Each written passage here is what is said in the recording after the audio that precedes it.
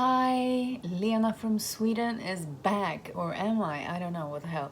I want to make a clip about some things that I feel passionate about right now, which would be like social media, privilege, and solutions. And I guess this kind of goes along with the things that I'm experiencing myself as I am present on social media. And I have like a pretty high social media presence. Sometimes it's like too much, I think. Anyways, I do feel like the positive parts of social media for me is all the information that I can reach that is not given to me and chosen by regular media, because I don't really trust regular media, and not in a conspiracy theory way, rather in a way that I don't think regular media is healthy or aware. It's not like I think they have a plan to manipulate and misguide and misinform. I think it's more like they're functioning on a level of unconsciousness or lower vibration, where they are like focusing a lot on fear and problems and very little on solutions and love and higher vibrations. Sometimes there's like some research and useful information in regular media too, but usually in social media I have the chance to follow people and organizations that I'm interested in, media platforms, but also like NGOs or brave individuals. I mean, just look at Greta Thunberg, or transgender people, or black people, racified people. Who else do I follow? Sex workers, whose stories I would never be able to like get from ordinary media, and like all different kinds. I also follow gay Muslim sites, gay Christian sites. This is Instagram. A lot of climate sites, body positivism. Yeah, so maybe you're starting to get the picture. You know, I can get like all the best of the best, and I learn so much. Although sometimes it's painful for me, and this is where I want to get to the part about privilege, because I mean, I also see a lot of positioning in social media, at least in Sweden, well, I guess in all the Western world maybe, or where this expression of political correctness exists, where people would accuse each other for not being politically correct enough, or for just being politically correct, like with all the information and all the opinions that come out, there's also a lot of reactions, like counter reactions and questions. And I guess when it's like when it's working in the best way possible is where this is happening, where you feel like you're reading and watching something, and you expand through the knowledge and through the understanding that you get from sharing others' stories and perspectives. But there's this thing that humans have called cognitive bias, where we also have like a thing where our brains want to confirm what we already know. So if we have prejudice, for example, and we see something that goes against this prejudice that we have, our brain might actually dismiss this and choose not to trust it, rather than see it as new and useful and trustworthy information.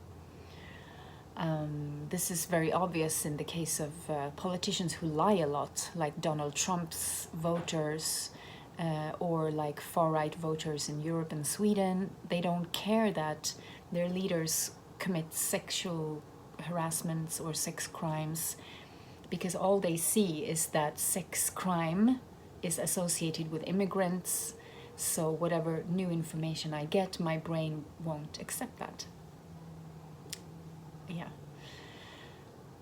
So that's also happening in social media. And of course, positioning happens where people's, I guess, like identity gets threatened.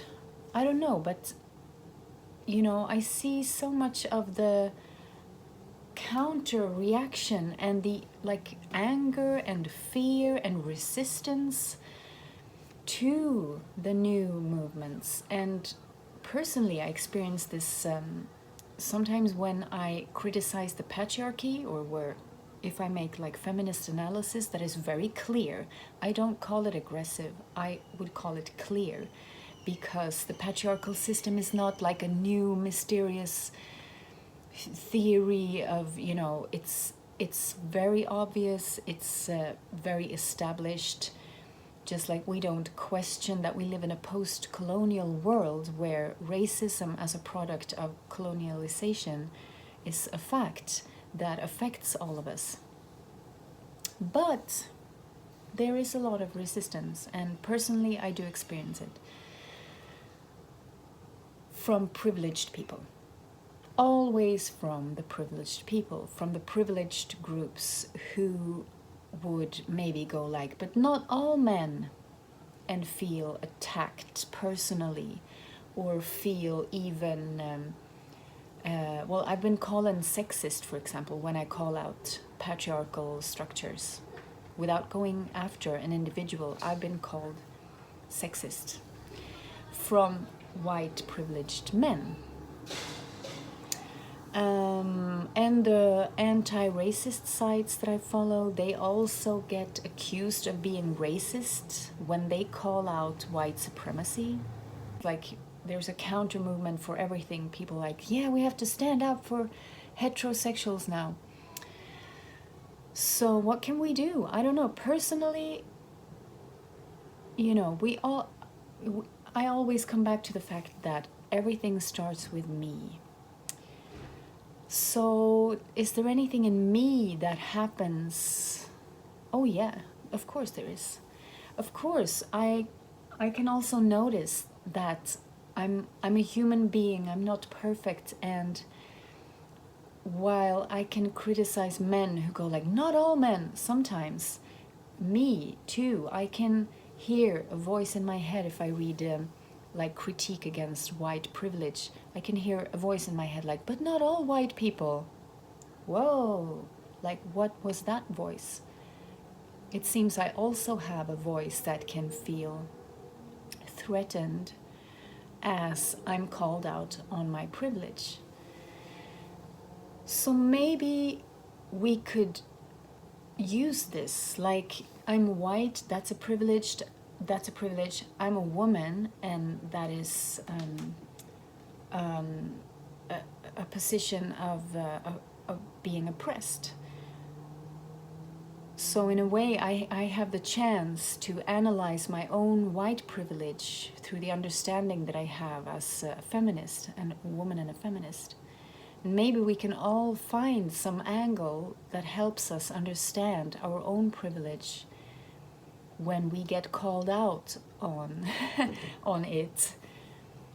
You know, maybe some weakness that we have, or some experience we had that made us feel less than, or weak, or vulnerable, or scared to lose something or someone.